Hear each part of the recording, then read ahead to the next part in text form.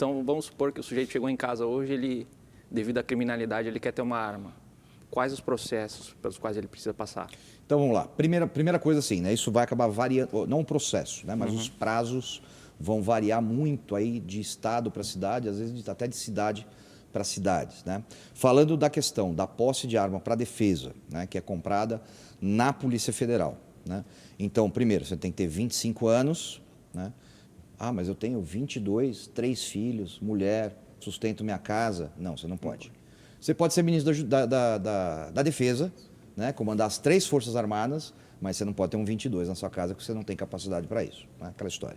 Então, 25 anos, passar por um teste prático de tiro, passar por um teste psicológico de tiro, tudo isso é pago, apresentar todas as certidões negativas, você não pode ter nenhum tipo de processo, nenhum inquérito policial, nada na sua ficha criminal, né, falando isso. Vai ter que justificar, porque você, pelo menos declarar, né, porque você quer ou porque você precisa ter uma arma em casa, como se isso fosse necessário, ainda mais falando em Brasil, né? Para mim isso já bastaria o comprovante de residência. Ah, Brasil, beleza, né? Já era o suficiente, né? Não, tem que ter residência fixa também. Residência fixa, né? Então, tudo isso, né? Então, primeiro é tudo isso, depois todas as taxas, e aí a burocracia estatal, que aí vai variar de lugar para lugar. A gente, hoje, honestamente falando, na maioria dos locais, a Polícia Federal está trabalhando muito bem nesse sentido, né? Então, eu já vi pelo menos um caso depois que entrou com toda essa documentação, né, o registro da arma sair em 24 horas. Exceção, né? Normalmente aí 2 meses, 3 meses, dependendo do lugar. Hoje, o impeditivo maior, ao meu ver, né, não sei se o Polon concorda com isso, é a questão de valor, né? Hoje ninguém compra uma arma e passa por tudo isso com menos de R$5.000. E a gente sabe que R$5.000 para a maioria dos brasileiros, né, é um valor simplesmente impossível de pagar.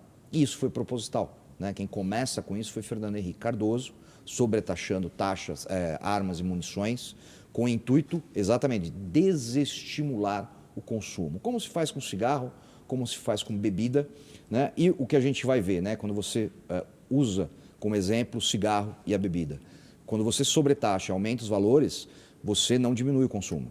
Você onera as famílias mais pobres, porque quem fuma vai continuar fumando, aí ou ele compra aquele cigarro mais barato, mais vagabundo, ou ele compra cigarro contrabandeado, né, muitas vezes sem procedência, né? Se ele tiver que beber, em vez de uma bebida melhor, ele vai comprar a pior bebida que ele conseguir, mas ele, de alguma forma, vai fazer isso, né? E aí não serve para diminuir. Na realidade, você, como eu falei, acaba só onerando, né? Então, esse tipo de política é uma política elitista, né? É uma política preconceituosa, né? Aquela ideia, né, de que lá da década de 60 também, né, de que a pobreza, a criminalidade é fruto da pobreza, da desigualdade social, e como eu já disse, isso é falso, né? Isso foi uma desculpa, mais uma coisa que quiseram jogar em cima, nas costas do capitalismo. Ah, então o capitalismo também é culpado pela criminalidade. E isso é falso, a gente sabe disso. Quando você tem políticas assim, o que você está dizendo é, não, o mais pobre não tem que ter uma arma porque ele vai cometer um crime.